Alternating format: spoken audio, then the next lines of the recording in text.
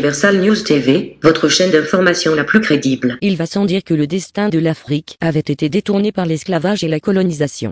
4 siècles d'esclavage et 2 siècles de colonisation et de néocolonisation ont systématiquement freiné l'émancipation du continent africain. C'est d'ailleurs le moins qu'on puisse dire. En 2001, la France, quant à elle, avait reconnu l'esclavage en tant que crime contre l'humanité. Mais si l'esclavage est reconnu aujourd'hui comme un crime contre l'humanité, l'Afrique sera-t-elle alors indemnisée? Suivons maintenant le décryptage de cette problématique par nos analystes qui sont sur le plateau de DBS.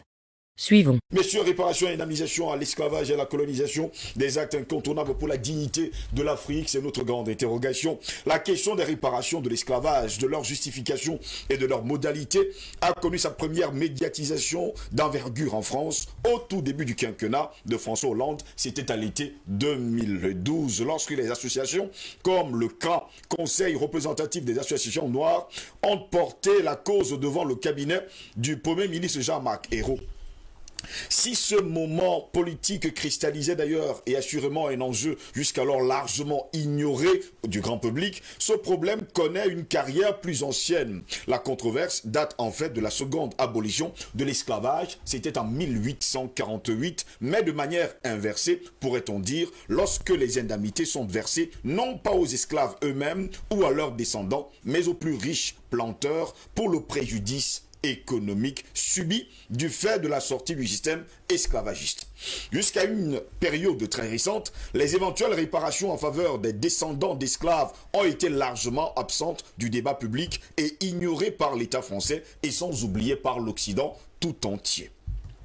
Même en 1983, au moment du vote de la première loi de commémoration de l'abolition de l'esclavage, cette question ne se pose pas vraiment dans les assemblées parlementaires. L'année décisive qui marque un tournant est sans nul doute 1998, à l'occasion des commémorations officielles du 150e anniversaire de l'abolition de l'esclavage. C'est dans ce contexte commémoratif que l'on voit poindre à l'horizon et surtout en France métropolitaine et ultramarine, au sein d'associations porteuses de la mémoire de l'esclavage, de nouvelles problématiques à travers lesquelles les réparations font l'objet d'une attention particulière. Peut-on réparer ce qui est parfois présenté comme l'irréparable, tant le crime est tellement immense? Peut-on établir une juste mesure entre le préjudice subi et les réparations attenantes? Quelles doivent être les modalités légitimes pour réparer moralement à travers des actes symboliques de reconnaissance du crime et de la souffrance, culturellement, à travers l'enseignement et à travers, il faut le dire comme ça, les politiques culturelles, matériellement, aide au développement, effacement de la dette, indemnisation individuelle et bien d'autres choses encore? Qui doit réparer d'ailleurs les anciens États négriers, les entreprises qui ont profité de la traite? À qui attribuer les réparations? Aux États africains? Aux descendants d'esclaves? Aux anciennes colonies esclavagistes? Ou alors, il faut tout simplement déclarer haut et fort qu'aujourd'hui, il faut remettre tout ce qui a été volé à l'Afrique depuis, il faut le dire, des siècles. Voilà autant de questions qui surgissent depuis 1998, moins initialement dans les milieux médiatiques et politiques qu'au sein, il faut le dire comme ça, de publics éclairés. Le problème des réparations s'inscrit dans le cadre de matrices de sens plus vastes de la mémoire de l'esclavage que l'on peut rassembler sous le concept de régime mémoriel. Les régimes mémoriels désignent donc des configurations stabilisées et institutionnaliser des souvenirs officiels d'événements, de périodes, de personnages historiques. Bien que sédimentés et structurés dans le temps et dans l'espace, ces régimes n'échappent pas à la condition d'historicité et sont donc sujets, dans des circonstances données, à des transformations. D'où la nécessité méthodologique de mettre en lumière les conditions historiques de leur production, automisation et évolution et de mettre la focale sur les acteurs individuels et collectifs qui les portent et les contextes, autant que sur les catégories d'instruments d'action publique permettant leur institutionnalisation. Mais en tout cas, depuis aujourd'hui plus d'une décennie, voire 3 décennies, eh bien l'Afrique demande réparation de l'esclavage, de la colonisation, du néocolonialisme et sans oublier de l'endocolonialisme. Car jusqu'à preuve de contraire, l'Afrique a tant souffert, elle a perdu ses repères, elle a perdu ses pères, elle a perdu ses ancêtres, elle a perdu de vaillants hommes, elle en souffre encore aujourd'hui et les blessures sont encore béantes et ces blessures, ces plaies ne se sont pas encore refermées. Qui doit donc payer la note, messieurs? Il faut bien qu'on commence à se poser des questions, patient par Fento. Steve, c'est un sujet vraiment d'abord très vaste. Il est tellement vaste que on peut passer toute l'année ici à débattre uniquement de ce sujet. Et je ne suis pas sûr qu'on aura totalement purgé. Premièrement. Deuxièmement, il y a d'abord cette question où vous êtes déjà au niveau de la problématique de la réparation. Mais moi, j'en suis même encore au niveau de la problématique de l'acceptation. Faire accepter à certains Européens, à certaines élites européennes, à certains dirigeants européens, surtout occidentaux, que l'esclavage fut un crime, c'est pas encore du tout accepté par tout le monde. Ah oui, nous en sommes encore là. Je ne parle pas de la colonisation. Vous savez que par exemple dans un pays où a vécu longtemps, mais comme mon compatriote Mbelek qu'on appelle la France, on parle encore des bienfaits de la colonisation. Pour eux, parler de la colonisation comme un crime, c'est tout un problème. Ça ne passe pas encore. D'où les nombreux problèmes diplomatiques qu'ils ont souvent avec un pays qui est leur voisin, qu'on appelle l'Algérie. Au niveau de l'Afrique au sud du Sahara, vous avez écouté le brillant discours de criminel Sarkozy à Dakar, qui était déni total. Mais si les gens ne sont pas dans l'histoire, ils ne sont pas assez ancrés dans l'histoire, comment voulez-vous qu'on puisse traiter, n'est-ce pas, des dédommagements à leur regard en ce qui concerne la période de la traite négrière, la période de l'esclavage, puisqu'ils ne sont même pas dans l'histoire. Peut-être même que ce sont des animaux. C'est comme ça qu'ils nous considèrent. Donc, le problème de départ, c'est d'abord la lutte qui doit continuer pour faire accepter à ces gens qu'ils ont commis des crimes pendant cette longue période. Et que cela soit accepté. Et que cela soit enseigné dans leurs institutions. C'est quoi l'esclavage? C'est quoi la colonisation? Quels sont les fondements, les mobiles, à la fois anthropologiques, économiques, sociaux et culturels, qui ont fondé, j'allais même dire religieux, n'est-ce pas, cette période et cette pratique inhumaine? C'est quoi? Il faut essayer vraiment de creuser, mais surtout d'exposer cela au grand jour pour que cela soit accepté. Pour l'instant, malheureusement, je continue de dire, ce n'est pas encore accepté. Et on a deux pays, bien deux environnements, où par excellence, on voit comment cette inégalité continue de rendre la vie complètement impossible aux citoyens de ces espaces. Je parle des États-Unis d'Amérique et je parle de Haïti. Au niveau des États-Unis d'Amérique, après la guerre de sécession, les États sudistes, qui étaient par excellence propriétaires d'esclaves, ont posé un problème pour signer les accords de la fin de la guerre. Il faut qu'on soit dédommagé. Parce que nous, on avait nos esclaves, qui étaient quand même notre principal fonds de commerce. Maintenant, vous dites que l'esclavage est fini, qu'est-ce qu'on fait? Alors, après une longue discussion, on a pris une décision. Ils ont été indemnisés. Exactement. Ces gens ont été indemnisés. Ça dit que pour avoir perdu 10 esclaves, voici ce que cela représente en cash flow, financièrement. Ils ont été indemnisés. Et avec des avantages incroyables. Mais, dans le même accord, on avait aussi décidé de donner aux esclaves qui étaient libres. Parce que, comme ils étaient esclaves, ils n'avaient rien. Ils n'avaient aucune propriété. Ils n'avaient pas de moyens. Maintenant qu'on les libérait, il fallait quand même qu'ils aient un petit pécule pour pouvoir démarrer leur vie.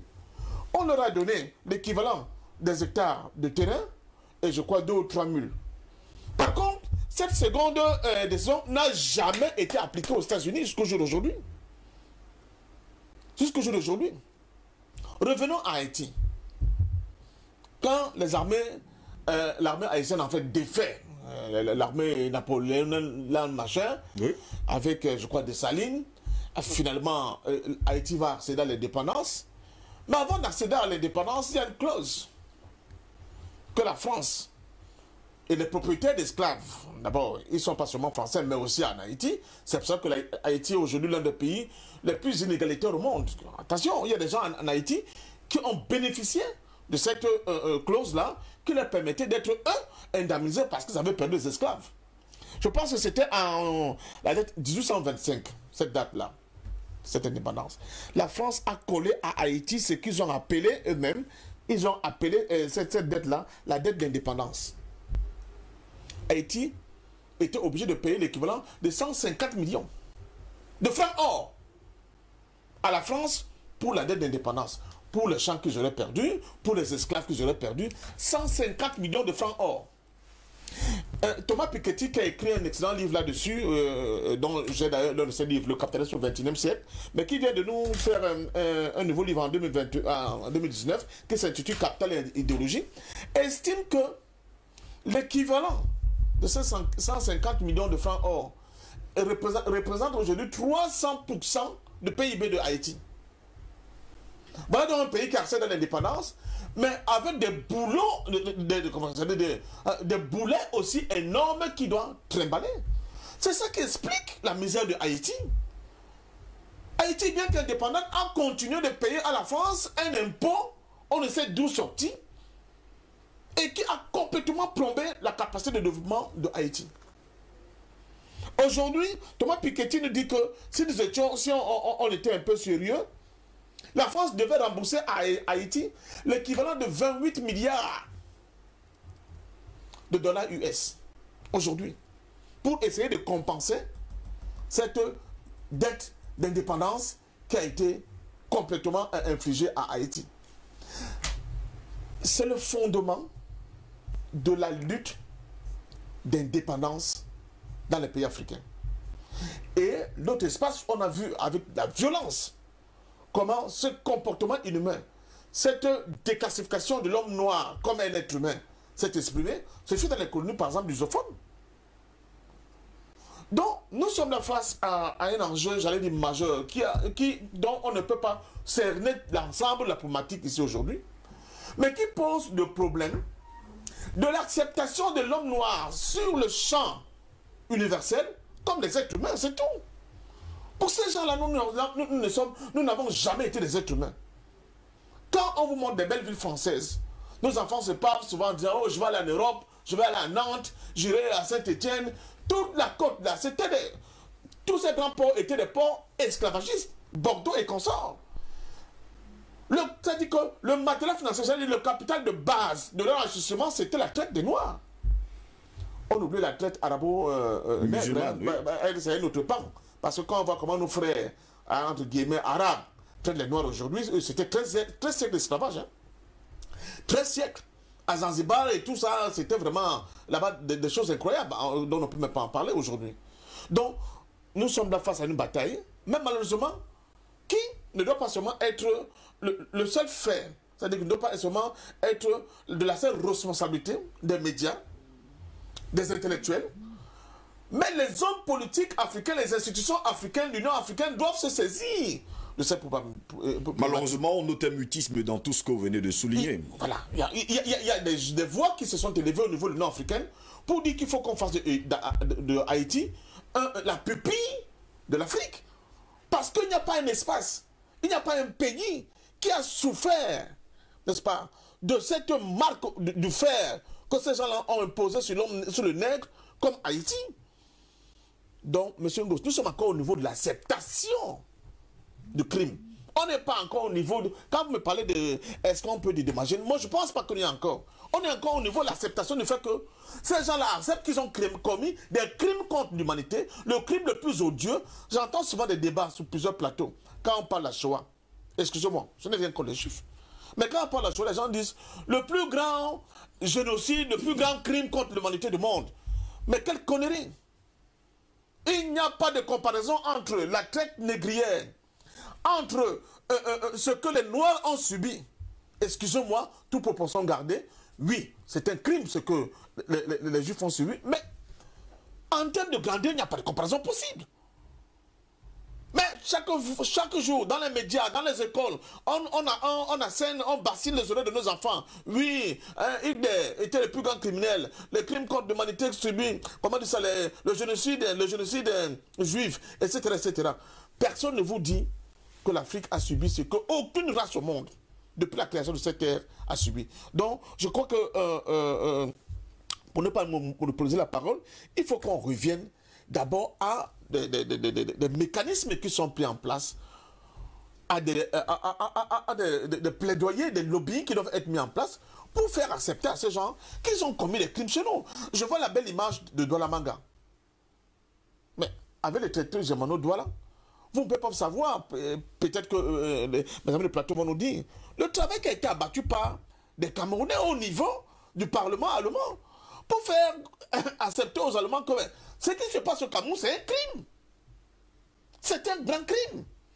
Cet accord Germano-Douala qui était en réalité une dépossession des peuples de cet espace, parce qu'on passe sur le traité Germano-Douala, mais ce qu'il faut savoir, c'est qu'après, à fur et à mesure les Allemands avançaient, ils essayaient de traiter, tous inégalitaires, jusqu'au niveau de Kousseri. Ils ont continué à signer des traités par la force, il faut le dire. Ils étaient capables de vaincre les gens avant de leur imposer cela. Donc, je dis qu'il faut, à mon sens, que des task force, des lobbies, puissent être mis en place par le biais des intellectuels, des chercheurs, des personnalités, n'est-ce pas, de notre société africaine, pas même camerounaise seulement, pour que cette voix-là, cette plainte-là puisse être ressentie.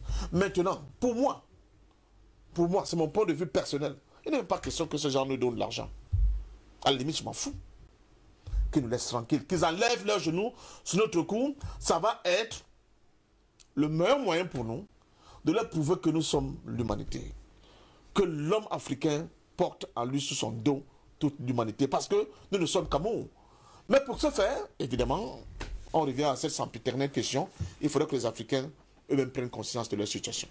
Et que les Africains prennent eux-mêmes confiance de leur situation. Professeur Assoumou, patient parfum donc parlait de l'acceptation même, il faut le dire comme ça, de l'Occident, de comprendre déjà que la traite des Noirs était un crime contre l'humanité. Mais pendant ce temps, nous avons quand même des intellectuels, des juristes, des avocats qui n'ont jamais porté plainte pour crime contre l'humanité. Il faut le dire, commis sur le continent africain, et il faut le dire, c'est des millions et des millions de morts. Oui, M. Ngos, d'abord il convient de dire clairement que l'esclavage et la colonisation sont deux erreurs impardonnables. L'esclavage et la colonisation sont une honte pour l'humanité. C'est une honte qu'il faut laver. Les hommes n'auraient jamais dû se livrer à la vente d'autres hommes comme des animaux, comme des objets. Et vous le savez, c'est un préjudice énorme. Non seulement nous avons perdu des hommes, oui, nous avons perdu la jeunesse africaine, parce qu'il faut le dire, c'est des jeunes qu'on vendait, mais aussi l'Afrique a été pillée, ça ne s'est pas limité à l'esclavage. Nos matières premières, nos ressources ont été pillées. Et cela a continué avec la colonisation, où l'Afrique a continué à être spoliée. Donc, est-ce qu'il faut une réparation? Est-ce qu'il faut une indemnisation? Je dis la question ne se pose pas. Quand il y a un si grand préjudice, il faut une réparation, il faut une indemnisation. C'est une question de justice. Vous parlez de porter plainte. Quand on porte plainte, c'est une question de droit. Mais pour moi, c'est d'abord une question de justice. Le peuple africain, on n'a pas porté plainte, mais les intellectuels ont fait entendre leur voix. Les hommes politiques aussi ont fait entendre leur voix. Et je pense que l'humanité doit se réconcilier avec elle-même. Vous parlez de la reconnaissance du crime et de la souffrance. Tout commence par là. oui. Il faut admettre que des hommes, pendant des siècles, se sont livrés à des activités impardonnables que vous qualifiez vous-même de crimes Contre l'humanité. Et c'est vraiment un crime contre l'humanité. Et l'humanité doit l'accepter pour se réconcilier avec elle-même. C'est vrai, l'Afrique doit en tirer le plus grand bénéfice. Parce que vous avez parlé dans votre introduction des repères. Nous avons perdu nos repères, nous avons perdu notre culture, nous avons perdu nos ancêtres. Mais au-delà, c'est le monde qui a besoin que l'Afrique, que le monde se réconcilie avec lui-même. Il y a un gros mensonge Tout à l'heure, vous avez parlé de l'éducation. Je parlerai des programmes scolaires en Europe qui n'ont pas l'esclavage comme contenu d'enseignement. Justement. Qui n'ont pas la colonisation comme contenu d'enseignement. C'est un gros mensonge. Et tout est parti justement d'un gros mensonge aussi, où on a estimé que l'Africain n'avait pas d'âme. Donc, le noir n'avait pas d'âme, nous étions des animaux. Et c'est pour cela que beaucoup de gens ont du mal à comprendre qu'on parle aujourd'hui de réparation ou d'indemnisation, parce qu'ils pensent encore qu'on avait affaire à des sous-hommes. Vous le savez, on n'a pas fait la même chose aux Indiens, parce qu'on avait déclaré que les Indiens avaient une âme, tandis que les Noirs n'en avaient pas. Donc, beaucoup de ces gens qui agissaient croyaient qu'ils faisaient ce qu'ils étaient en droit de faire. Ce n'étaient pas des êtres humains dont le traitement qu'on leur infligeait était tout à fait normal. Alors, je dis, il y a une réparation qui s'impose. Il y a une indemnisation qui s'impose. Même si pour passer un parfum d'homme, il faut aujourd'hui que l'Occident foute la paix à l'Afrique. Pour lui, c'est ce qu'il faut faire en tout cas. Parce que jusqu'à preuve de contraire, malgré la traite négrière, la colonisation, le néocolonialisme, l'endocolonialisme, ils sont toujours là et ils ont leurs genoux sur le cou des Africains. Oui, peut-être, mais à mon avis, ça ne suffit pas. Il faut d'abord cette reconnaissance, j'insiste là-dessus, du crime et de la souffrance des Africains. Il faut, vous l'avez dit, remettre à l'Afrique ce qui lui a été volé. Justement. Bon. Il faut remettre à l'Afrique ce qui lui a été volé et il faut dédommager l'Afrique. Dédommager, ce n'est pas forcément de l'argent.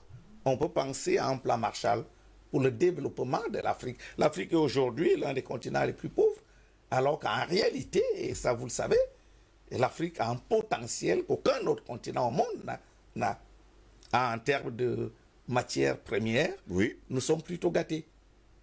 Alors, le préjudice que nous avons subi, le monde entier doit nous aider à le réparer et le monde entier doit contribuer à remettre l'Afrique debout. Est-ce justement au monde entier à remettre l'Afrique debout si l'Afrique ne réclame pas? Mais l'Afrique réclame. Je crois que Parfait non l'a dit, l'Afrique réclame, les intellectuels le font depuis des décennies. Et vous le savez, ce n'est pas seulement l'Afrique aujourd'hui. Au niveau des États-Unis, il y a des Noirs américains qui font entendre leur voix, qui chaque année d'ailleurs visitent l'Afrique. Ils ont d'ailleurs établi, n'est-ce pas, un certain nombre de faits, de réalités que les Africains ignoraient par rapport à l'esclavage grâce aux recherches. Oui. Donc les Africains font entendre leur voix. Vous savez, nous ne sommes pas en guerre. Et il ne faut pas considérer. C'est une question de stratégie. Et je crois que nous devons mettre en place des stratégies qui feront, n'est-ce pas, entendre la voix des Africains. Et les politiques, vous avez raison, les politiques qui représentent quand même les populations, oui, je pense qu'ils devraient se faire le devoir de réclamer cela avec beaucoup d'insistance dans toutes les instances où la voix de l'Afrique doit porter. Merci beaucoup pour cette première prise de parole. Docteur Jean-Paul Mbelek, au départ, eh bien, ceux qui sont venus, bien sûr, commencer la traite négrière sur le continent africain, considéraient, comme les uns et les autres ont d'ailleurs commencé à le dire sur ce plateau, que les Noirs étaient sans âme. Et jusqu'à preuve de contraire, on a l'impression que rien n'a changé. Nous sommes au 21e siècle, nous sommes en 2021, et on a l'impression que jusqu'à preuve de contraire, en tout cas pour Patient Parfum d'Homme, ou pour plusieurs également, les Africains qui nous regardent ce moment, ils n'ont pas encore pris conscience que le noir est un être humain. Très bien, merci pour la question. Il faut me laisser un peu de temps, sans être long. Je suis bref, mais... Allez-y, prenez votre temps. Parce que c'est... Comment dire? Premièrement, parce que moi je fais de mathématiques, on est d'accord? Oui. C'est ce que je vais faire. Hein. Je ne réponds pas à la question parce que je pense que je fais mathématiques. Donc je regarde d'abord la définition du terme. Quand on vous pose des questions du point de vue mathématique, il faut d'abord regarder les termes. Quel est le sens de ces termes? Qu'on soit bien d'accord sur les termes. Quand on dit que les Noirs n'ont pas d'âme, bon, noir, je comprends la couleur, ça se voit, mais n'ont pas d'âme. Le mot âme vient du latin anima, qui veut dire la vie. Les Noirs ne vivent pas. Tout simplement. Hein. C'est que même un animal est un objet, ou animé, âme. Ça vient... Vous voyez pas quand le mot âme est accent circonflexe? Justement. Ça veut dire qu'il manque des consonnes. En latin, c'est anima. C'est juste l'être vivant. Donc on dit animé. Ok? Voilà. Donc de ce point de vue-là. Alors pourquoi je rappelle ça? C'est parce que sinon le débat est biaisé. Parce que même tout dès les députés j'écoute, il y a beaucoup de biais qu'on peut corriger. Et nous devons rester strictement du côté mathématique. Je dis que la culture africaine est fondée. Je n'arrête pas de le dire, je répète, mais c'est la vérité. Quiconque n'a qu'à vérifier. Mais c'est parce ça que commence à être ancré dans la mémoire. J'espère bien, parce que nous allons rester sur ce côté mathématique que tout va revenir dans l'ordre pour nous. C'est pas une affaire de ce que je pense et de ce que j'ai envie. C'est une affaire de cohérence mathématique, dans lequel les autres sont en défaut, parce qu'eux n'ont pas l'esprit mathématique. Vous voyez? Voilà la contradiction. La personne, elle vient et te dit que le noir n'a pas d'âme. Première contradiction, le noir est vivant. Je vous ai dit que la phrase de l'aphorisme, on va dire, oui, de Senghor est fausse. Il dit que l'émotion est nègre, la raison est laine. C'est le contraire. L'émotion est hélène et la raison est nègre. C'est ça qui est la vérité. C'est ça qui explique le racisme. Aucune personne douée de raison ne peut être raciste. Moi, par exemple, j'ai eu l'occasion, je l'ai même encore dit ici sur ce plateau il n'y a pas longtemps, que un noir vaut 10 blancs. Et bien sûr, j'avais dit quelque chose avant. Mais l'imbécile ne retient pas ce qu'on a dit avant. Imbécile au sens latin du terme, ce n'est pas une insulte. Oui. Il est esprit faible. C'est qu'il ne peut pas pousser le raisonnement au-delà d'un certain seuil. Il est limité. Bon. J'avais dit que sur le plan militaire, je parlais de la force physique. Et ça veut dire que j'étais prêt à aller sortir dehors pour qu'il veuille faire le défi avec moi et le prouver. Vous mettez ici 4 blancs, moi je sors dehors, je vais les battre. Même à mon âge, je le dis. Allez-y, surtout si les 4 sont du même âge que moi. Je suis sûr de les battre. Parce que quand j'étais petit, je l'ai vécu. Vous voyez? Donc, quand on dit des choses pareilles, ce n'est pas discutable. Je suis basé non seulement sur les faits, mais j'ai mon raisonnement qui est mathématique. Oui. Je répète, quelqu'un qui est... Donc moi, quand je disais ça, c'est pour dire que je n'étais pas raciste. Je partais d'un fait que je peux établir directement. Ça ne veut pas dire que l'autre est de race inférieure et les noirs sont de race supérieure. Rien à voir. Parce qu'évidemment, moi, je n'irai pas faire la bourse contre Mike Tyson, il va me battre. Mais ça veut dire qu'il est d'une race supérieure à la mienne. Mais non, il est plus fort physiquement que moi. Vous voyez ce que je veux dire? Oui. En bassin, on dit Kaïmo Kei. Le fer brise le fer, allons-y. C'est pas le fer brise le fer. Bon, vous allez me dire autre chose. C'est le métal brise le métal. D'accord. Pas le fer. Bien sûr que le fer ne cassera pas le fer. C'est le métal qui... Tu peux trouver un métal plus fort qu'un autre métal. D'accord. Voilà. Donc, sur cette base-là, je dis que les Occidentaux, leur racisme qui est institutionnalisé et qui continue jusqu'à aujourd'hui, et qui est finalement plus ou moins enraciné au niveau de la population, démontre que ce ne sont pas des êtres rationnels. Rationnellement, réfléchissez une seconde. Vous voyez un lombric. Oui. Il ne faut pas le tuer. Il faut le prendre et le mettre dans le jardin. Parce qu'il va jouer son travail dans le jardin. Mais émotionnellement, vous pouvez voir un lombric, vous tuez. Ça s'appelle l'émotion. Ce n'est pas la raison. Les Européens, c'est ce qu'ils font quand ils font du racisme. Maintenant que ceci est établi. Parce qu'il faut bien qu'on comprenne que... Sinon, on ne va pas comprendre comment... Ce que Farfus m'a dit, comment ça se fait que... Il est établi, la souffrance des Noirs est établie, mais on ne la reconnaît pas, jusqu'à aujourd'hui. Nous sommes au 21e siècle. Mais parce qu'on n'a pas affaire à des gens de raison. Ils ne raisonnent pas, là. Parlez à leurs savants. Moi, j'ai eu l'occasion de m'entretenir avec mes collègues. Ben, eux, ils comprennent. Et on n'a pas parlé, de parler longtemps. C'est vrai qu'une fois rentré chez lui, la radio va encore le polluer. Mais pas forcément. Quand vous avez discuté avec lui, ça lui reste. Et une autre fois, dans une discussion, celui qui soulevera ça contre... avec ses autres frères et sœurs. Vous voyez? Parce que ceux-là ne raisonnent pas. Ils sont hermétiques au raisonnement. C'est de l'émotion. C'est ça qui fait que la richesse chez eux, c'est sans fin. La spéculation sans fin. Oui. Quelqu'un de raison sait s'arrêter. À un moment donné, il voit bien que le jeu là ne vaut plus la peine, il faut changer de jeu. Vous voyez ce que je veux dire? Bon. D'ailleurs, quand ils ont eu un peu de lucidité, à un moment donné, mais ils n'ont jamais été dans le bon sens, c'est vrai. Ils ont arrêté l'esclavage pour passer à la colonisation. Mais avant ça, je vais en venir à un autre point. L'autre point, c'est l'origine même de l'esclavage. Parce que là, on parle d'esclavage des Noirs. L'esclavage dans l'humanité déjà. Je défie quiconque de me démontrer le contraire. Qu'il n'y a pas d'esclavage au sens, puisque c'est un mot d'origine française, que je peux traduire en anglais par slave, je parle au sens de l'acceptation habituelle occidentale du terme. Il n'y a jamais eu d'esclavage sur le sol africain pratiqué par les natifs d'Afrique. Ça n'existe pas. Et lorsque les gens lisent leur Bible, parce que c'est là que je me demande si c'est vraiment la parole de Dieu là-bas, je ne suis pas sûr, hein, ou le Coran, ou peu importe, tous ces livres-là, abrahamiques, et on dit que le pharaon a pratiqué l'esclavage des Hébreux. Quels Juifs? Les Hébreux. Les Hébreux. Nuance. Les Hébreux. Je ne sais pas qui c'était. Les Juifs, on les voit. Moi, je parle des Hébreux. Lorsqu'il a pratiqué l'esclavage des Hébreux, c'est faux. Il n'y a jamais eu d'esclavage en Égypte. Le mot même n'existe pas. Il n'existe pas. Quand on dit le mot que vous allez voir qui signifie serviteur, qui ne veut pas dire esclave, c'est le même mot que tu utilises aussi pour le pharaon, serviteur de Dieu. Serviteur de Mahat. C'est le même mot. Il n'y a pas un mot classé esclavage dans le sens approprié. Exploitation d'un être humain pour en faire un objet, même un animal, ou peu importe. Ça n'existe pas. Alors on comprend que même dans aucune langue, d'ailleurs sur le continent africain, le mot esclave n'existe pas. Moi je parle bien Bassa, non? Oui. Je vais donc donner en Bassa. Les mots Bassa je vais donner, je les ai vérifiés avec un historien de renommée en Afrique qui s'appelait Modi Sissoko. J'ai eu un entretien avec lui. Il était de passage à Paris et il avait écrit un livre dans lequel il donnait les différents termes pour dire esclave.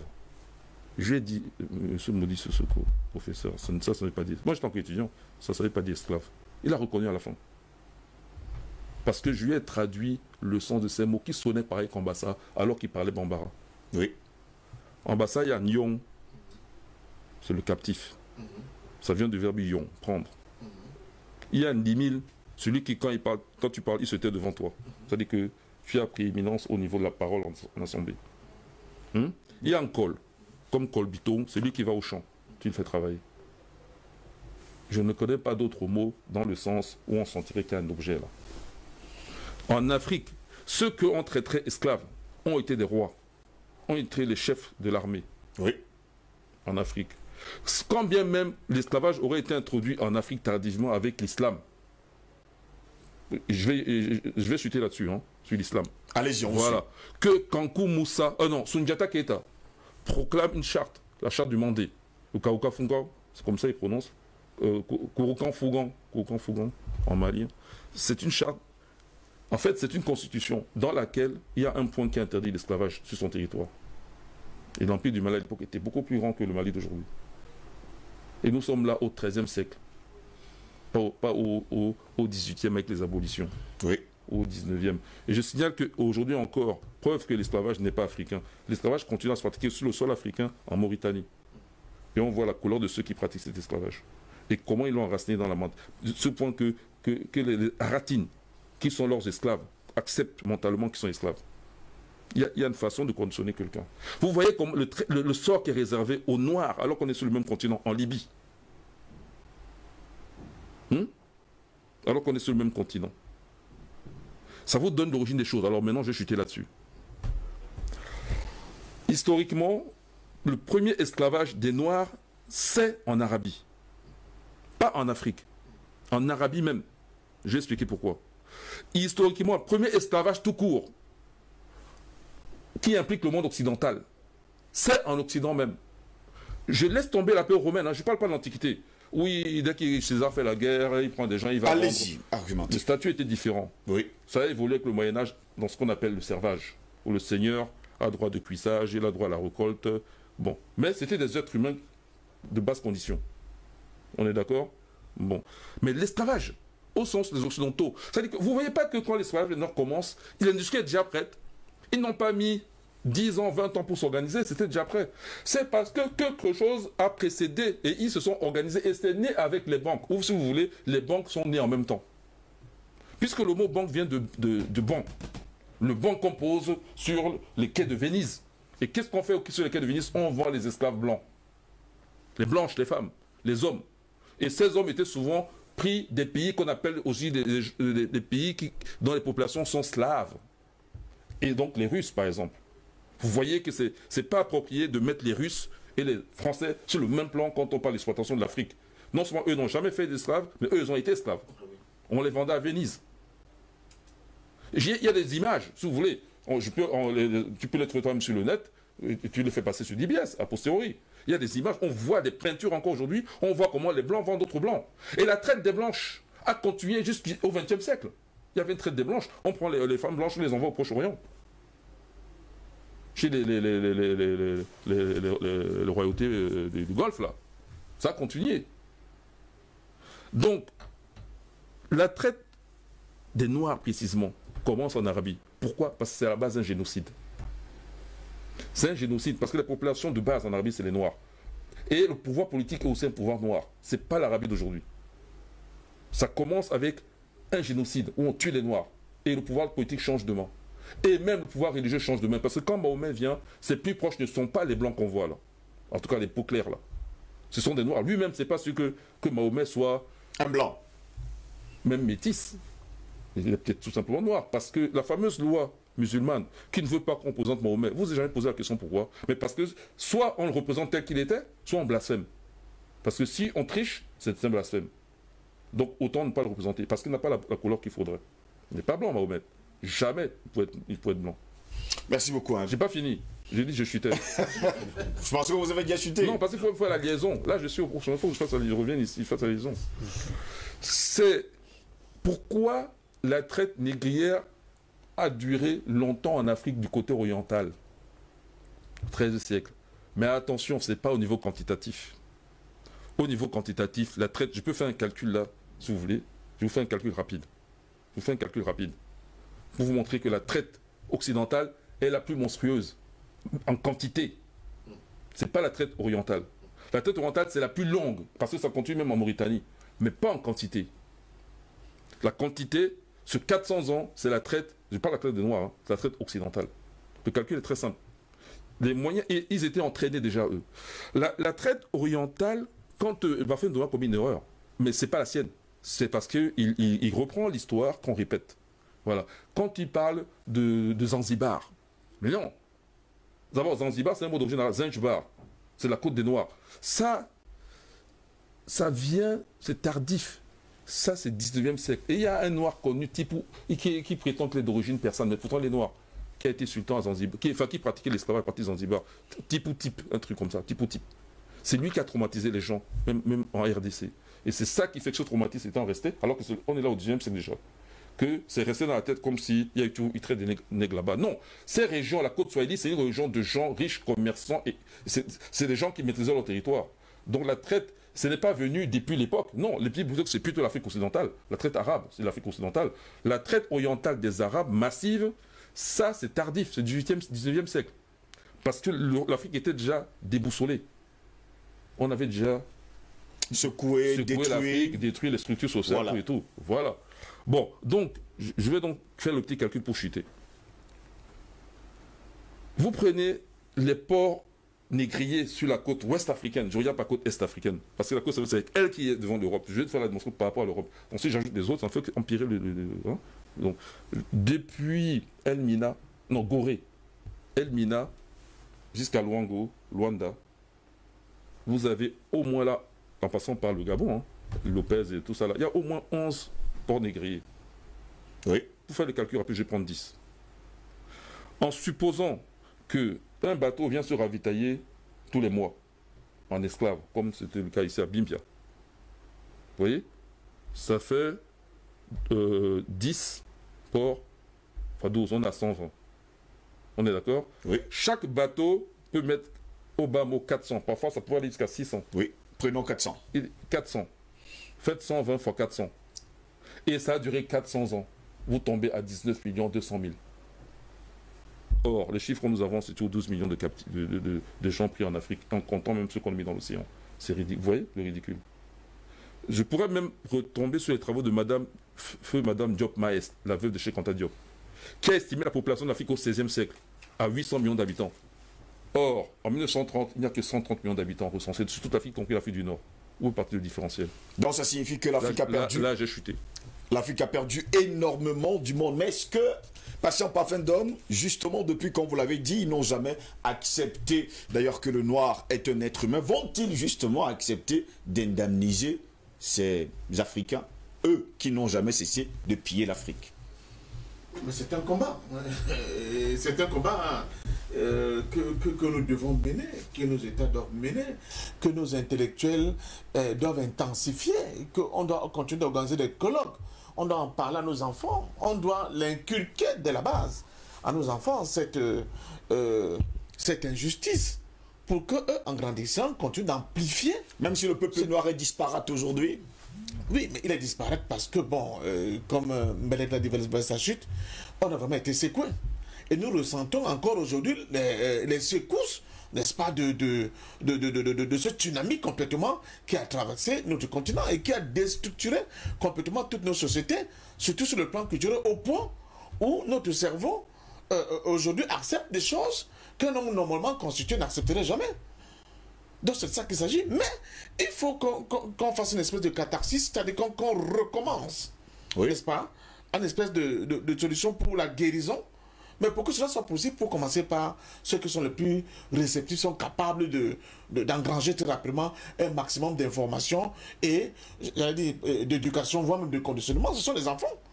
Si tu ne travailles pas avec les enfants, tu ne prépares pas l'avenir. Pour nous, c'est presque complètement foutu. Bon, ceux comme nous, comme Mbelek et le professeur Assoumou, qui peuvent encore avoir cette hauteur d'esprit pour poser ces problèmes tels qu'ils sont posés. On a eu une belle démonstration avec Dr Jean-Paul Mbelek ce matin. Tout à l'heure, je suis d'accord avec Mbelek que bon, la longueur d'un phénomène n'équivaut pas, ou bien n'est pas... ne démontre pas la gravité ou bien le débit, n'est-ce pas, de la difficulté qui a été menée. Cela est vrai. Je pense que sur le plan quantitatif, la traite occidentale a créé beaucoup plus de dégâts que la traite arabo-berbère. Mais la traite arabo-berbère aussi a instillé dans la tête de beaucoup d'Africains ce complexe d'infériorité. Il ne faut pas l'oublier. On castre les gens pour qu'ils ne fassent pas d'enfants. Il a parlé d'Arabie. Comment ils ont fait? Ils ont castré les Noirs. C'est possible, si vous pouvez vous imaginer. Pour lui montrer que tu n'as pour seule fonction que d'être celui là-bas qui doit servir. De l'esclave. Tu n'es pas un être humain. On castre les jeunes enfants. La traite arabo-berbère a été aussi d'une violence incroyable. Il faut bien qu'on le dise. Mais je suis d'accord avec lui que, bon, tout calcul fait, prenons même la population de l'Afrique au début des années 60. Ça ne s'explique pas. Ça veut dire qu'il y a un tsunami qui est passé sur le continent qui explique que l'Afrique est cette population-là. Pourquoi subitement? Oui, on nous parle des avancées de la science. Jean-Paul Mbelek a souligné, 800 millions d'habitants, finalement, on se retrouve avec 130 millions. Ça signifie que... Pourquoi cette implosion de la population africaine? C'est tout simplement parce que, enfin, quand la calmie relative est arrivée, on a montré que l'Africain était fécond. Donc, si nous sommes féconds, nos ancêtres étaient davantage que nous. Il n'y a pas d'obstruction. C'est une vérité. Ils étaient davantage que nous. Donc, je pense que nous devons continuer à nous battre. Oui. Nous devons continuer à nous battre pour dire aux Occidentaux, mais surtout à nous organiser pour réclamer. Tout à l'heure, avec le président Assoumou, avec le professeur, excusez-moi, professeur, je vous traite de président, on ne sait jamais. Il pourra le devenir, ne vous inquiétez pas. On ne sait jamais, nous sommes dans une nouvelle année. Tout à l'heure, quand je disais, pour moi, ce n'est pas une affaire de compensation pécuniaire, la limite. Oui. Qui lèvent leur cou, qui lèvent leurs genoux de notre cou, et ils verront en quoi l'homme africain porte l'humanité sur son dos. Comment dire ça? L'humanisme de l'homme en général, c'est l'Africain qui le représente. Parce que nous allons leur apprendre, nous allons leur éduquer, nous allons donner comment dire ça, l'éducation de ce que c'est un être humain. Et là, je suis d'accord avec toi. Pour dire que dans un monde avec des gens normalement constitués, cette peste-là ne serait jamais arrivée au niveau de l'humanité. Et Mbelek a raison de dire que pendant des millénaires, l'homme noir a régné sur le monde. Mais il n'a pas mis en place de pareilles pratiques déshumanisantes. C'est parce qu'on a compris que c'était au-delà de la productivité, parce que même sur le plan de la productivité, c'était contre-productif humainement parlant. C'est pour cela que nous n'avons pas jeté toutes nos forces dans cette pratique-là. Mais je dis jusqu'au jour d'aujourd'hui, et selon le bas blesse, quand vous voyez un pays comme Haïti, parce qu'il y a aussi ces débats, vous voyez sur les corrélations, j'avais oublié la Mauritanie, on dit, l'homme noir, ça ne vaut pas la peine. Ils ont vaincu Napoléon, mais regardez le sort d'Haïti. Haïti est toujours, aujourd'hui, backward. Mais ce qu'ils ne disent pas, c'est qu'il y a eu quelque chose à l'indépendance d'Haïti qu'on appelle la guerre d'indépendance Haïti a continué de payer ces dettes-là jusqu'au milieu du 20e, en 1950. Jusqu'en 1950. J'ai donné le chiffre ici, elle était 150 millions de francs or. Oui. Et Thomas Piketty dit que si on fait une comparaison aujourd'hui, ça représente quelque chose comme 300% de PIB d'Haïti. Comment un pays comme ça peut s'en sortir? Et pour mieux encore pourrir la situation, en Haïti, on a créé des castes. On a créé des choses incroyables. Vous avez connu l'époque des tontons Macoute avec les Duvaliers. Au point où en Haïti, bizarrement, vous avez des castes de gens qui sont extrêmement riches. Et le gros de la population qui est dans une misère indescriptible. Et on fait dire que oui, c'est parce qu'ils aiment le vaudou, c'est parce qu'ils ont des pratiques culturelles aérées, c'est pour ça qu'ils ne se développent pas. Non, le fond du problème, il est ici.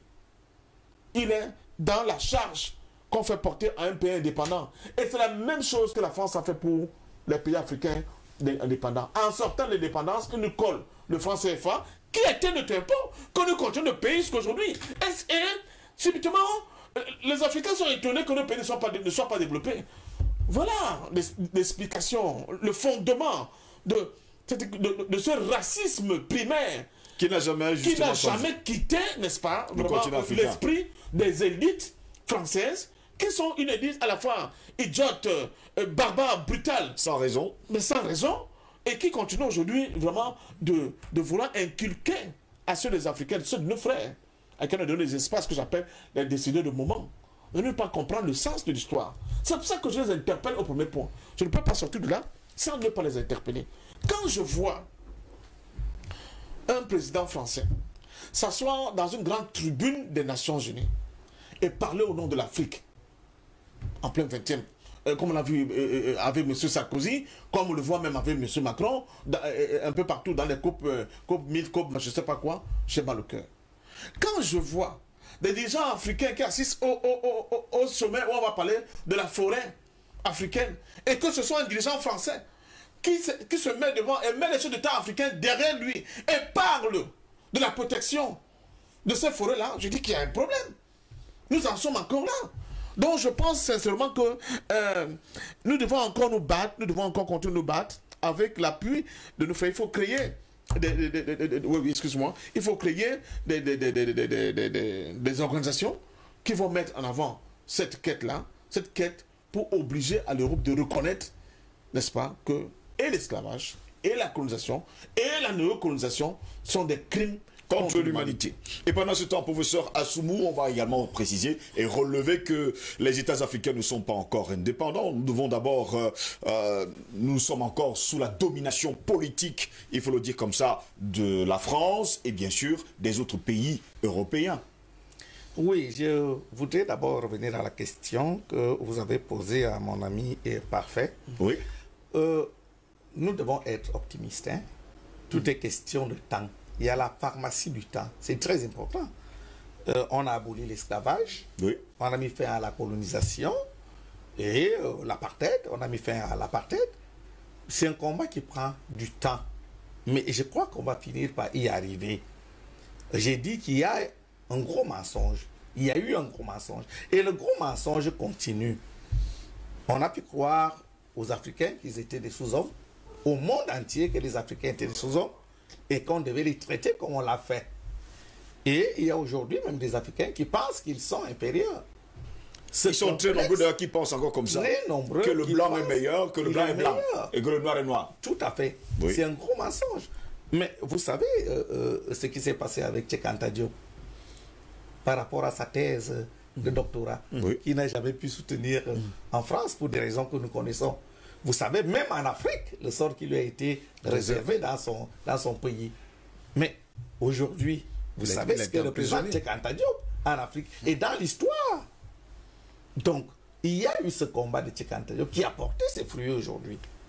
Il y a Théophile Obenga qui continue le combat. On l'a reçu il y a quelque temps au Cameroun. Qui, il faut le dire, parce que nous disons que nous nous situons dans un gros mensonge qui connaît beaucoup de difficultés au niveau de son activité scientifique, de son activité intellectuelle. Mais je pense qu'il est établi dans le monde entier aujourd'hui que des réalités qui avaient été tronquées n'est-ce pas, ont été restaurés. Et c'est l'Afrique, justement, qui est restaurée. Il ne fait l'homme de qu'on doute aujourd'hui que l'Afrique est le berceau de l'humanité, grâce aux travaux des intellectuels. Et cela, ce n'est pas seulement les Africains. Vous trouvez aujourd'hui des Européens qui le reconnaissent, qui sont en train de l'enseigner que l'Afrique est le berceau de l'humanité, que le premier homme était noir, etc. Cela est établi. Donc, je dis, il y a un problème de vérité. J'ai suivi l'argumentation du docteur Mbelek tout à l'heure.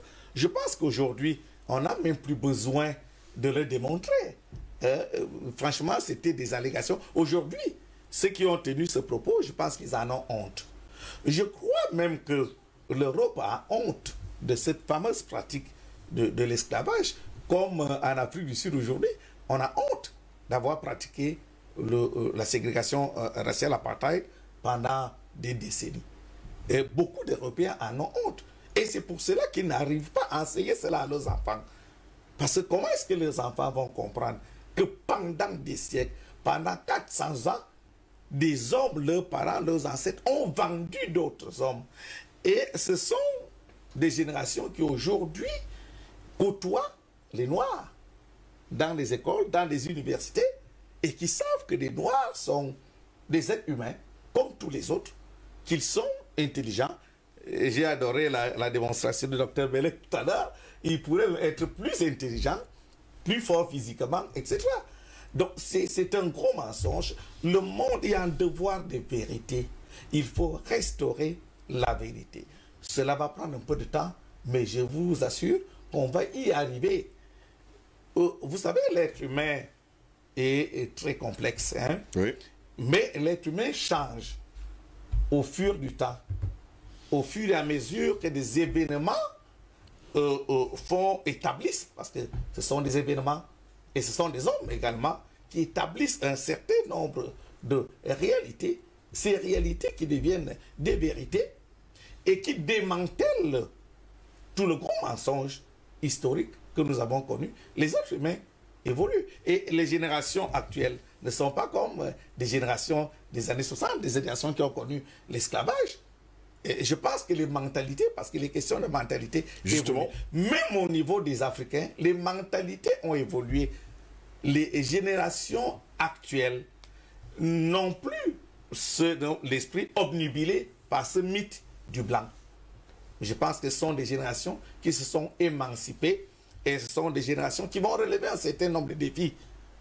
Et c'est pour cela que je suis optimiste. Maintenant, vous dites les États africains qui sont toujours sous la domination. Vous savez, c'est une question de rapport de force. Je pense qu'on en a parlé ici il y a quelques mois. N'attendez pas qu'on nous déroule le tapis rouge. Les rapports entre les hommes, les rapports entre les États sont des rapports essentiellement conflictuels et c'est beaucoup plus au gré des intérêts. Et les intérêts sont le plus souvent des intérêts égoïstes. Donc, si les États européens ont intérêt à nous maintenir dans cet État pour en tirer les dividendes, davantage bon ils vont le faire, voilà. Mais c'est à l'Africain de prendre conscience et de se battre pour que, n'est-ce pas, on a parlé de la restauration de la mémoire collective, que la mémoire collective soit restaurée et pour qu'on se débarrasse de ce joug. Parce que, en fait, il faut le dire, si on ne se débarrasse pas de ce joug, il sera très difficile pour l'Africain de se développer. Parce que sur tout le plan, sur le plan économique, sur le plan social, etc., nous ne sommes pas en pleine possession, n'est-ce pas, de tous nos atouts. Il faut que toutes les conditions soient réunies, que nous nous réapproprions nos atouts pour pouvoir avancer. Merci beaucoup, hein, docteur, professeur Assoumou. Docteur Jean-Paul Mbellet, vous également, vous êtes optimiste pour l'avenir, que forcément l'Afrique pourra redorer son blason, même si on sait pertinemment que cette Afrique a été spoliée, volée, escroquée, et pendant ce temps, les musées sont toujours remplis des objets d'art, eh bien, qui sont africains, et tous les jours, il faut préciser que des hommes, des femmes vont à la visite de ces musées et payent 12 €. Moi, je crois que beaucoup d'entre nos compatriotes, en tout cas camerounais, ne savent pas qui est l'homme blanc, oui, ou qui est le français. Il ne suffit pas de voir quelqu'un en face ou de fréquenter l'école avec lui ou aller au travail avec lui. Il faut vivre avec lui. Au quotidien même. Sentir sa respiration. Le surprendre au moment où il réagit sans contrôle. C'est parce que c'est son naturel qui va s'exprimer. À ce moment-là, parfait d'homme, tu peux tout rêver. Tu n'es pas prêt d'entendre ce que tu attends. Chez Cantab nous a prévenu. Il ne faut rien espérer de ces gens-là. J'ai donné quelques indicateurs. C'est pareil pour le professeur Assoumo.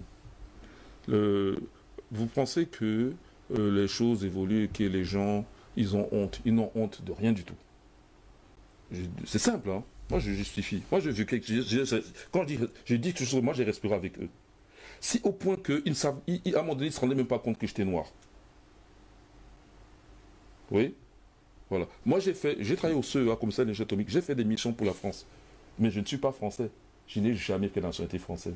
Tout le temps, j'ai vécu en France. Je suis de nationalité camerounaise. Mais j'ai fait des missions en tant que représentant de la France. Le commissariat de l'énergie atomique. À Saclay. Ils n'ont pas honte. Parce que s'ils avaient honte, ils arrêteraient. Et ils chercheraient à indemniser, même au prix le plus bas. Pour s'en sortir. Quand on a honte, on règle l'affaire. Non mais calme-toi, c'est bon. Hein, n'en parle pas. On arrête là. Ils n'ont pas honte, puisqu'ils continuent à ciel ouvert. Sarkozy vient nous... Le Memorial Act. Oui. Revenons justement sur le Memorial Act. À Pointe-à-Pitre. Les Antillais s'en plaignent, non? Les élites antillaises s'en plaignent. C'est une insulte. Mais l'insulte à l'Afrique, mais nous on est loin. Mais l'insulte aux populations locales même. Des gens sont battus pour sortir d'esclavage aux Antilles. Non, beaucoup de gens retiennent Haïti. Oui. Mais en Guadeloupe, il y a eu Delgrès. Il y a eu Ignace. Il y a eu Solitude, une femme qui, d'ailleurs, on l'a tuée, elle était enceinte.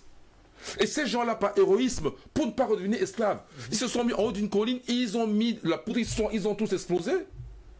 Pour ne pas retourner dans l'esclavage. Parce que les troupes de riches, je pense, général de Bonaparte, envoyé pour rétablir l'esclavage, ceux qui n'ont pas réussi en Haïti, ils allaient le réussir en Guadeloupe par traîtrise d'un autre Antillais du nom de Pelage.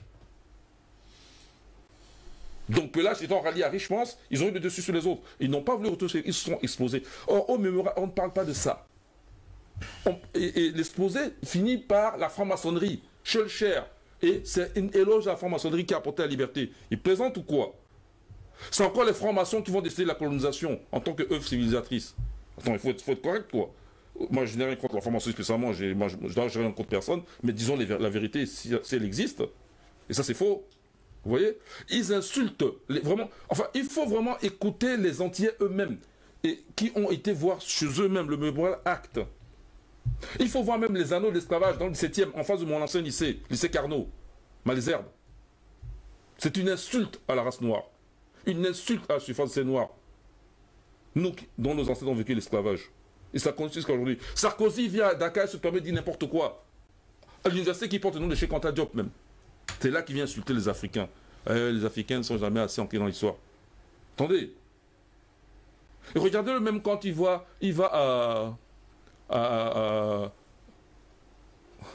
j'allais dire inauguration, parce qu'actuellement on parle d'inauguration pour bientôt Biden là.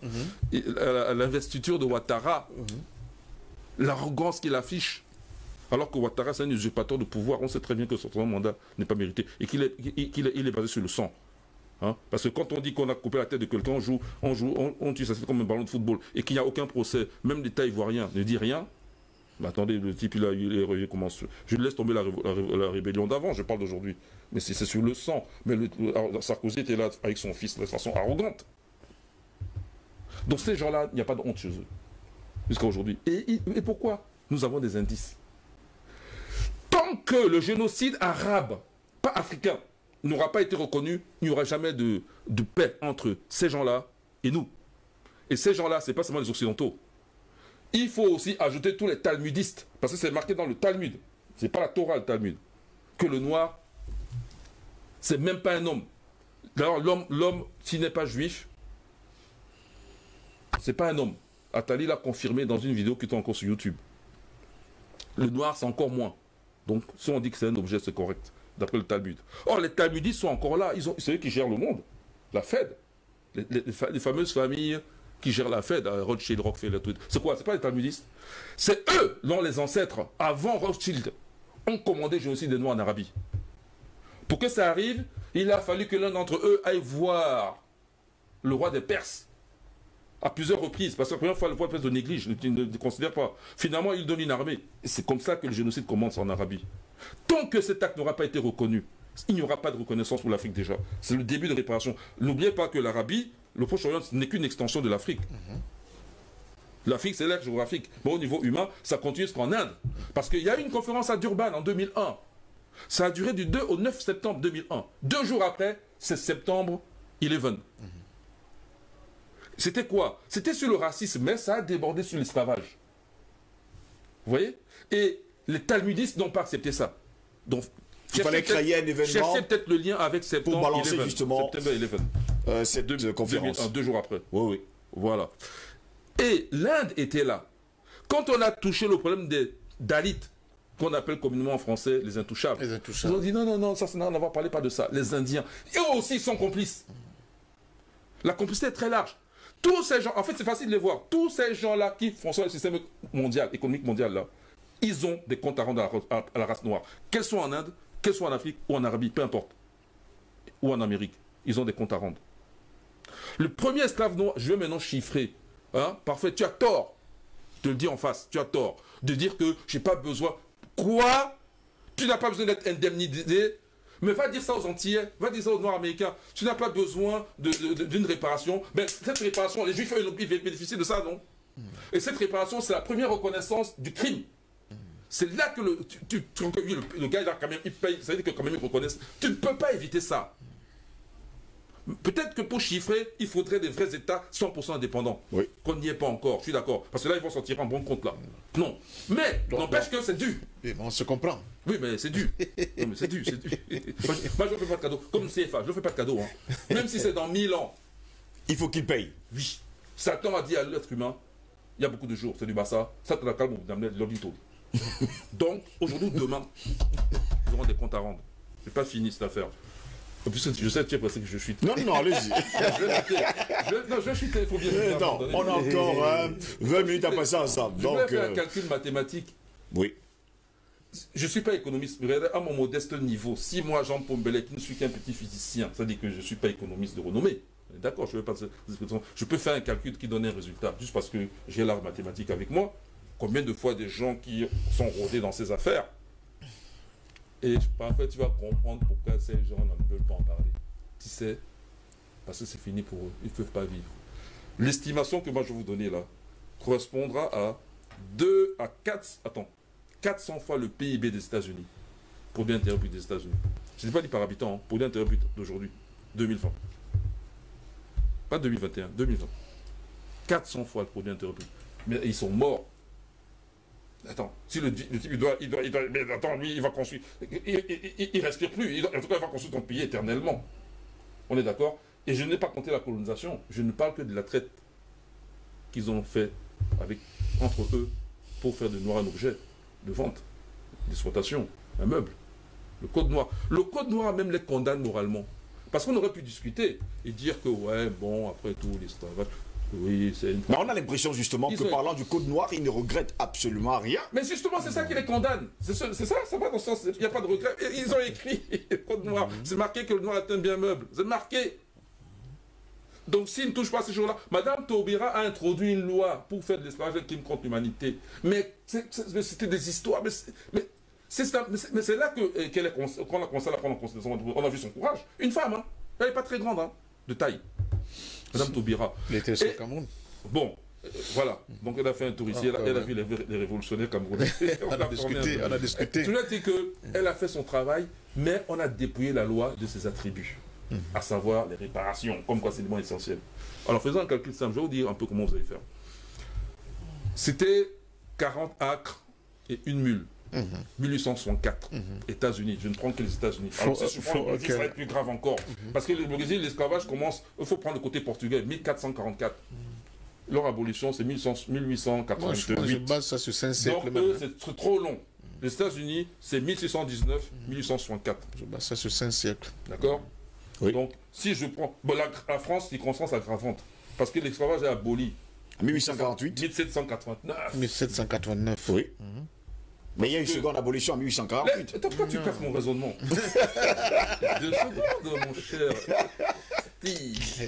Arrive. Ouais, arrivez. Je vais aggraver leur... Moi, je suis pas là pour leur faire des cadeaux. Hein. Oui. Moi, je vais aggraver leur situation. Est-ce que moi, je suis là... À la guerre comme à la guerre. Moi, j'ai appris ça en France. Je suis pas là pour leur faire des cadeaux. Ils n'ont qu'à pas déclarer la guerre. Je peux être en paix, mais si je suis en guerre, c'est total. Moi, je fais pas la guerre à demi. Si je dis, je commence la guerre là, je vais aller au bout. Je suis un bon bâtard pour ça. Au bout. Je ne m'arrêterai pas jusqu'à la fin. Ils n'ont qu'à me tuer entre-temps. Mais je vais aller au bout. C'est eux qui ont voulu. Donc, je vais aggraver leur situation. Allez-y, on vous suit. 1789, abolition de l'esclavage. Pourquoi? Parce que quand la Révolution française commence... Non, 1794, pas 89. 94. 1789, c'est la Révolution française. Abolition 1794. Quand la Révolution française commence, là-bas aux Antilles, en Haïti, tout ça, là, Guadeloupe, ils y croient. C'est comme ça que beaucoup s'investissent du côté de la Révolution. Par exemple, la Révolution a envoyé un de leurs représentants en Guadeloupe, un autre à Haïti, et c'est comme ça que naissent les sans-culottes, comme on les appelle, noirs, à savoir les Dessalines, dans le cas de Haïti, les Toussaint Louverture, et là-bas, Delgrès, Ignace, c'est comme ça qu'ils s'enrôlent. Parce qu'on leur promet la liberté, là. Vous allez du côté de la Révolution, c'est libre. Et quand ces représentants révolutionnaires, eux, ils y croient aussi à la Révolution. Ils sont là pour condamner leurs frères esclavagistes. Ils en ont pendu beaucoup. Il y a eu des procès, on les a pendus. Au début, c'était comme ça. C'est ça qui a fait l'adhésion des Noirs dans les colonies françaises. Hein. On s'entend, on parle beaucoup de la France, on pourrait parler des Britanniques, mais commençons déjà par un sujet. Il y a tellement à faire et à dire. Bon, ok. Alors, voilà que vient M. Bonaparte, qui va épouser une femme béquée. Les béquets, ce sont les blancs des Antilles françaises. Donc, esclavagistes, à savoir Joséphine Beauharnais. Et voilà, il rétablit l'esclavage. Et Bonaparte a une phrase, hein, quand il le fait. Il dit que les Noirs ne sont pas ses frères, les Blancs sont ses frères. Donc même s'ils sont esclavagistes, il va rétablir l'esclavage. N'oubliez pas autre chose, que Bonaparte, ça, voilà l'intérêt de vivre et sentir l'odeur des Français de plus près. Bonaparte, quelque chose qu'il faut préciser dans sa haine des Noirs. Parce que on se demande, mais le gars est corse, pourquoi il déteste les Noirs? Le drapeau corse, c'est une tête de noir. Et lui, c'est quoi son problème? Lui, d'abord, c'est quoi son problème? Le drapeau corse, c'est une tête de noir, non? Oui, bon. Avec un bandeau blanc. Alors, ok. Bon, d'abord, il faut savoir que sa famille est d'origine vénitienne, de Venise. Elle n'est pas corse authentique. Ils sont venus en Corse, parce qu'à un moment donné, il y a eu une occupation italienne en Corse, avant que les Français prennent le relais. Alors, donc, Bonaparte a nourri une haine, écoutez bien, retenez ça, contre le général Alexandre Dumas. Et ça a commencé, c'était visible, en Égypte, quand ils ont été à la conquête de l'Égypte, en campagne là-bas. Oui, le général Dumas, je crois qu'il était noir. Oui, oui, le père du premier écrivain, lui-même père du second écrivain. Oui. Oui, allez. D'ailleurs, il y avait la place des trois Dumas. Ok. Si, tout ça, c'est en face de mon vieux lycée, là. C'est en face du lycée Carnot, 17e. Allons-y, messieurs, pour terminer, plus que quelques 10 minutes pour sortir. La place des trois Dumas, qui est devenue la place 4 roues. La place 4 roues, un des premiers généraux qui rejoint De Gaulle à Londres. Oui. Pourquoi c'est devenu 4 roues alors que c'est la place des trois Dumas? Il y avait les trois Dumas, dont le général Dumas, avec son fusil qui tenait, et puis les deux auteurs, les deux Dumas, dont celui qui a écrit les trois mousquetaires. Pourquoi ça n'a pas été rétabli? Quand les Allemands arrivent, Hitler, il fait enlever ça. Pourquoi on n'a pas remis ça? Pourquoi c'est resté la place du général 4 roues? Vous voyez? Donc il n'y a pas... Et pourquoi Sarkozy dit qu'il n'y a pas de repentance? Ils n'ont pas honte, ces gens-là. Alors, donc, je dis que n'oubliez pas qu'il y a cette haine. Okay? Le général Dumas, c'est le seul, avec Masséna, le seul général, lui il est noir, le seul général qui, quand on va à l'Arc de Triomphe, qui a 2 fois son nom sur l'Arc de Triomphe. Le deuxième, c'est Masséna. Il n'y en a pas d'autres. Les autres, c'est une fois. Son nom n'a pas été une fois. Parce qu'il y a la bataille d'Égypte, il y a aussi contre les Autrichiens. Voilà. Donc, je vais chuter sur le calcul. On fait un calcul simple. Une mule, 40 acres, c'est 16 hectares. J'ai regardé le prix de l'hectare en... Je vais donc aller vite, les gens pourront faire le calcul. J'ai regardé le prix de l'hectare en Caroline du Sud, de nos jours. Ok? J'ai multiplié par 16 hectares.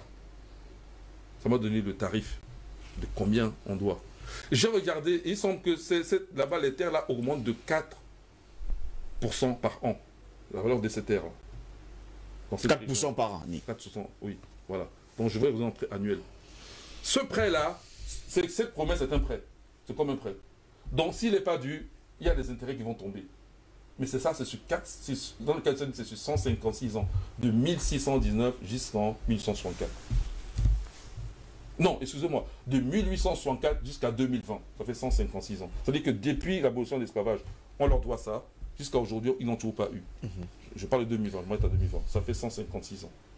Ok? Donc, chaque année qui est passée, ça fait 4%. Mais ne comptez pas que ce sont des intérêts composés, dont la loi est exponentielle.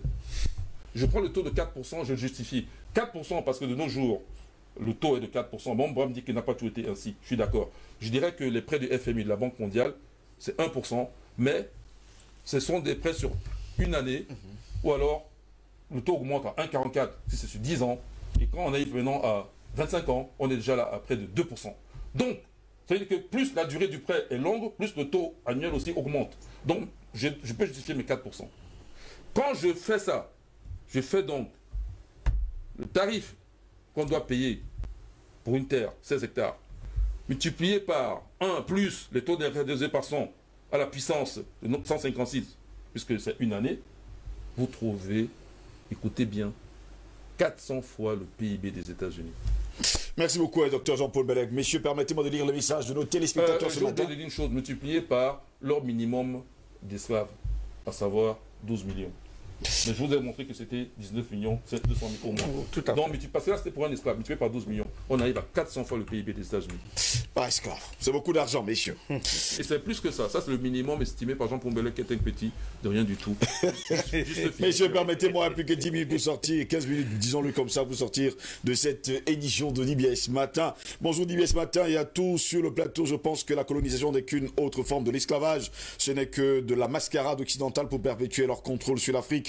La parole de Dieu dit que lorsque vous donnez, n'attendez pas en retour. Sauf que l'Afrique a été et est encore pillée de force par l'Occident. De nos jours, certaines informations stipulent que chaque Camerounais est endetté jusqu'à sa 4e génération. Quelle absurdité! De quel endettement parle-t-on? À titre de rappel, l'Afrique ne doit absolument rien à l'Occident ou à un continent autre qu'il accepte ou pas de leurs crimes, du pillage de nos biens et personnes. Nous voulons qu'ils nous fichent le camp une bonne fois pour toutes et qu'ils sachent que nous n'avons pas peur d'eux, Occident et les alliés. Vous n'aurez jamais notre liberté de penser. Bonne journée à tous dans la paix de Dieu Tout-Puissant. C'est Jimmy Stéphanie qui nous a écrit depuis PK16 ce matin.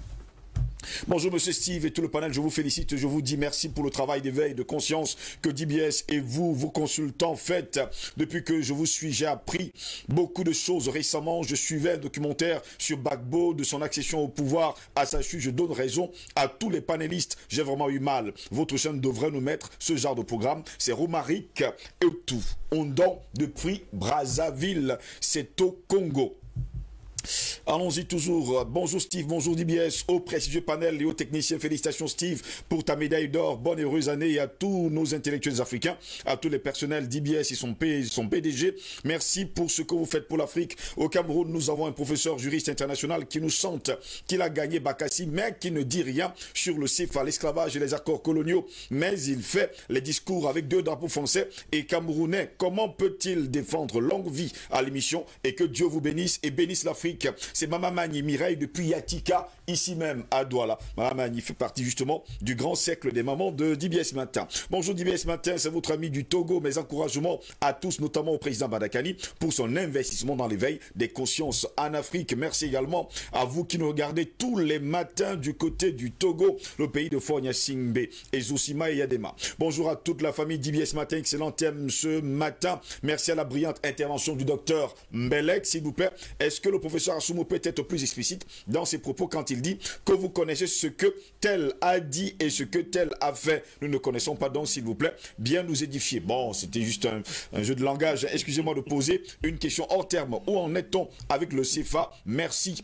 Merci à vous également, hein, même si vous n'avez pas laissé le nom ce matin. Bonjour, c'est Patrick Ikoum depuis Bruxelles. Dr Bellec a raison. Ces gens n'ont pas honte. J'en prends pour preuve Christine Taubira, le traitement qui lui a été réservé au XXIe siècle. Il se comporte comme au XVe siècle. C'est Patrick Ikoum qui nous écrit depuis Bruxelles, du côté de la Belgique, ce matin.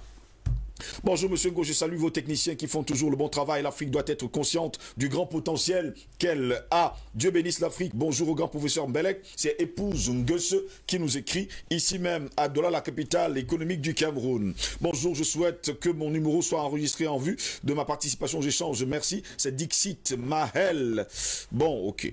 Bonjour le panel. Comment voulez-vous que ceux qui ont passé et passent leur temps à falsifier l'histoire puissent reconnaître le mal qu'ils ont infligé aux Africains au point où une bonne frange de la population trouve normal ce qui se passe en Afrique et exonère l'Occident par rapport à tous les malheurs dont nous sommes victimes, comme si l'Afrique était indépendante. Que c'est triste. Merci également à vous, hein, Monsieur Mahel, pour nous avoir écrit ce matin. Bonjour Monsieur Ngo, et à tous les panélistes, la question de réparation de l'esclavage ne peut venir des descendants de nos bourreaux puisqu'ils nient toujours et vont même jusqu'à dire qu'ils nous ont aidés à nous civiliser. En Afrique, nos anciens disent que rien ne se perd. Toutes ces mauvaises énergies qu'ils ont générées dans le passé les rattraperont tôt ou tard. Il n'y a qu'à voir ce qui se passe aujourd'hui. Ils n'arrivent pas à maîtriser un virus qui les décime. Je pense qu'il ne faut rien attendre d'eux et prendre notre destin en main. Tout l'argent du monde ne peut remplacer ce qu'ils ont fait car leurs dirigeants restent dans le déni. Bonne journée à vous, c'est Moto qui nous écrit depuis la Suisse ce matin. Bonjour Steve, bonne et heureuse année 2021, félicitations à ta femme et à tes enfants puisque derrière un grand homme est cachée une grande dame. Et bien voilà, alors avoir des thèmes, ta tenue au plateau, ta modération dans le débat est vraiment génial. Sois béni avec tes invités qui ont été toujours au-dessus. Quel que soit le thème, se battent pour avoir plus d'informations et nous éclaircir davantage. Merci à vous pour tout. C'est Salifou Issoufou depuis Lomé au Togo. Bonne et heureuse année également à tous les téléspectateurs qui nous suivent du côté du Togo ce matin. Comment est-ce qu'on peut parler de cette problématique esclavagiste sans parler de spiritualité? Comment se fait-il qu'un esclave peut croire à sa spiritualité, à la spiritualité de son bourreau, c'est ce qu'il voulait dire, et prétend de vouloir libérer l'Afrique? Le vrai esclave, c'est le noir qui croit encore à la spiritualité de son bourreau d'hier. Cette personne écrit depuis la France, je pense que c'est Kogiré qui nous a écrit ce matin. Bonjour Dibier, ce matin, beaucoup de courage à vous. Nous sommes tous derrière vous parce que nous voulons encore croire en notre Afrique. S'il vous plaît, le numéro du docteur Jean-Paul Mbelek. Il vous le donnera d'ailleurs tout à l'heure à la fin de l'émission.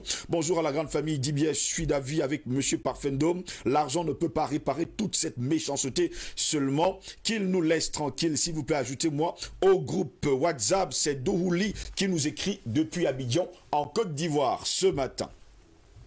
Toujours des messages, oui, là encore, c'est Bilim Jonas qui nous écrit. Bonjour DBS, bonjour au professeur savant Dr Mbelek. Steve, l'Afrique n'a pas besoin d'un plan Marshall pour son émancipation économique. Monsieur Ngo, seuls les Africains peuvent corriger leur passé esclavagiste. Est-ce que le bourreau peut te libérer? Monsieur Ngo, n'oubliez jamais que le philosophe allemand Hegel traite l'homme noir comme un accident de l'existence.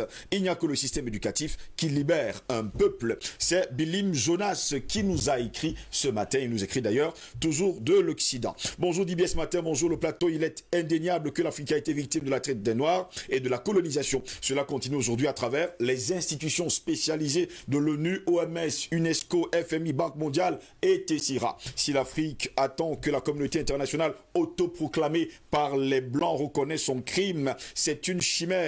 La seule réparation qui vaille à mon sens, c'est ce que 3A répète inlassablement, cette entrée, c'est fermer les frontières africaines aux Blancs et c'est eux qui seront obligés de venir nous supplier pour que l'Afrique leur pardonne le crime dont ils sont coupables. À ce moment, là, c'est l'Afrique qui déterminera souverainement la valeur de la réparation. C'est justement Étienne qui nous a écrit, Étienne Ngale qui nous a écrit ce matin.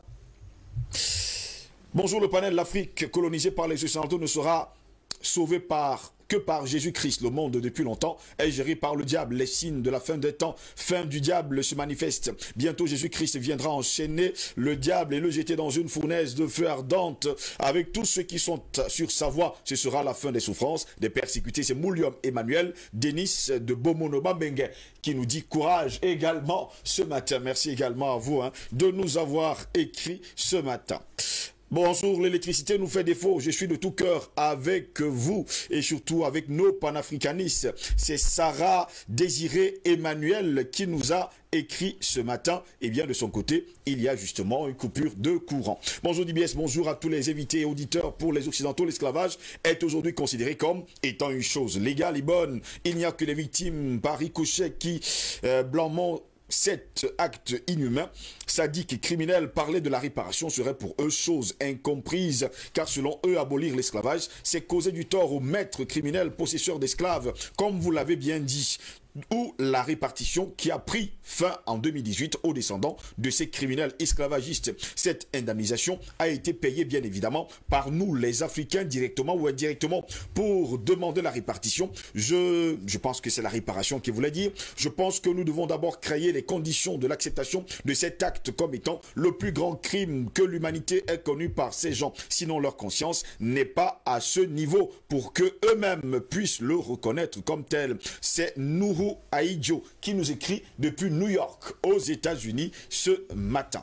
Messieurs, des messages, il y en a encore. Bonjour Steve, très bon panel. Le problème des répartitions, alors des réparations de l'Afrique ne peut se faire si et seulement si l'Afrique ne s'unit pas. En cela, nous interpellons l'Union africaine. Vincent depuis Kara dans le nord du Togo ce matin. Monsieur, en quelques minutes, plus que 3 minutes pour sortir de cette édition, patient parfum d'homme, justement, il y a également ce problème. L'Afrique n'est pas unie, donc on ne peut pas réellement demander réparation. Tout à l'heure, je parlais d'ailleurs que nous sommes disparates. Il y a plusieurs Africains aux États-Unis, en Europe, en Asie. Nous sommes même partout dans le monde aujourd'hui. Peut-être que autre chose également, l'Afrique pourrait aujourd'hui dire que avaler le monde, ou alors annexer le monde. Je parle du noir. Non, vous avez parfaitement raison. Mais à mon ami Mbelek, le docteur Mbelek, pour lui dire quand même que c'est vrai, il a l'esprit mathématique. Moi, je suis un politique. En politique, il faut être pragmatique. Moi, je crois que c'est une question de démarche. En Bassa, tu aimes beaucoup les prophètes Bassa. Il y a un prophète Bassa qui dit que Kembe Guanuman, il n'y a rien. Vous voyez, c'est une affaire d'étape. Il a très bien compris. C'est une affaire d'étape. Il faut d'abord qu'on se batte pour faire accepter ces crimes à ces gens. Le seul fait qu'ils acceptent que l'esclavage et la colonisation est un crime contre l'humanité aura des conséquences. Mais il faut d'abord qu'ils l'acceptent. Et pour qu'ils l'acceptent, il faut que nous s'organisons pour imposer ce thème-là dans l'agenda mondial. Alors, nous en sommes encore là. Nous en sommes encore là, malheureusement. Sinon, nous allons, on dit qui embrasse, comment dire ça, trop large, mal étreint. Il faut qu'on soit mathématique dans la démarche.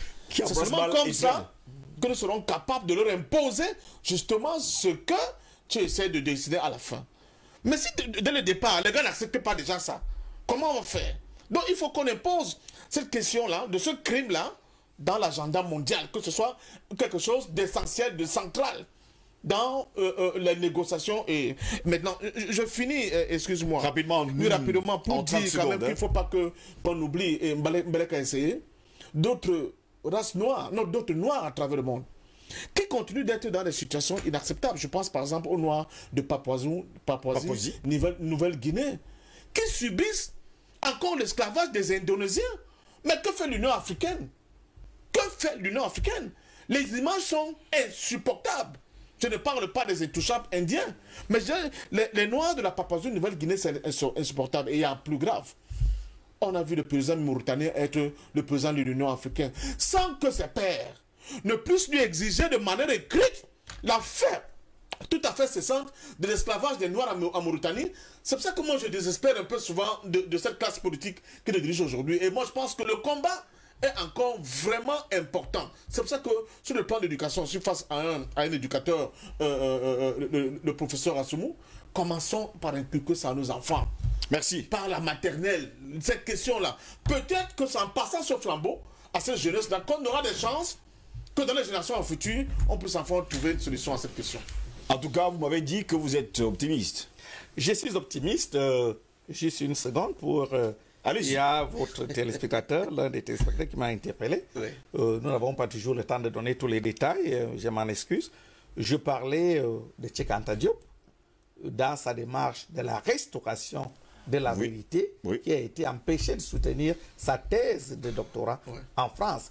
Parce que justement, il y a une vérité qui dérangeait, c'est que l'Afrique est le berceau de l'humanité. Donc si vous lisez son livre « Nation, nègre et culture », vous avez la quintessence de cette thèse de doctorat. Et je parlais de Théophile Obiega, qui a écrit plus de 20 livres, justement pour restaurer cette vérité-là, remettre sa place, remettre l'Afrique à sa place dans le monde, et qui a d'ailleurs donné 2 conférences au Cameroun l'année passée, une à Yaoundé et l'autre à Douala à la Fondation Afrique Avenir. J'étais d'ailleurs panéliste.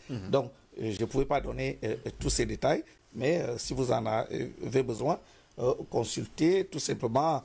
Vous avez Internet et vous pouvez acheter les livres Nation, nègre et culture et vous verrez, et d'autres livres d'ailleurs de Cheikh Anta Diop et de Théophile Obiega. Alors maintenant, moi j'ai la faiblesse de croire, excusez-moi Dr Mbelek, que nous avons affaire à des hommes normalement constitués, que les Européens et autres sont des hommes normalement constitués qui ont toutes les faiblesses qu'on peut retrouver chez un homme. Ils se sont trompés. Ils se sont trompés. Il faut justement qu'ils admettent qu'ils se sont trompés, tout simplement. Je suis d'accord avec Parfait, qu'ils doivent admettre qu'ils se sont trompés. Qu'ils acceptent et je dis ce qu'ils ont fait. aujourd'hui qu'il y en a qui ont honte.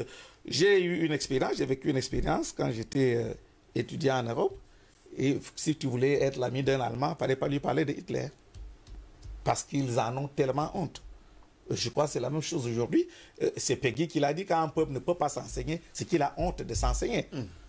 Pourquoi ces gens n'enseignent pas l'esclavage, la colonisation? Ils en ont honte.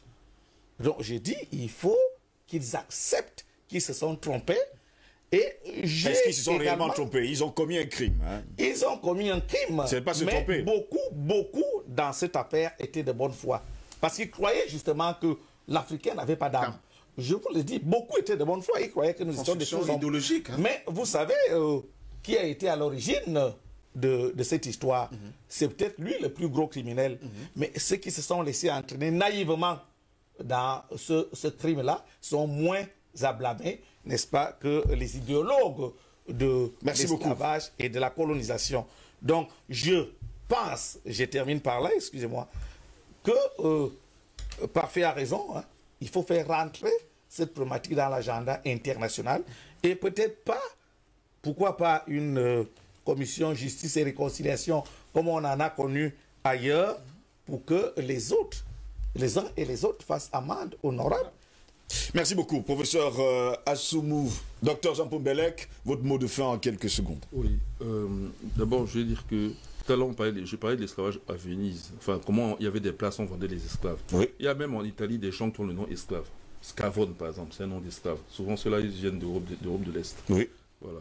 Et c'est aussi une hache, parce que, bref, c'est toute une histoire là-bas. Facile, on peut vérifier, même en Sicile, on peut vérifier.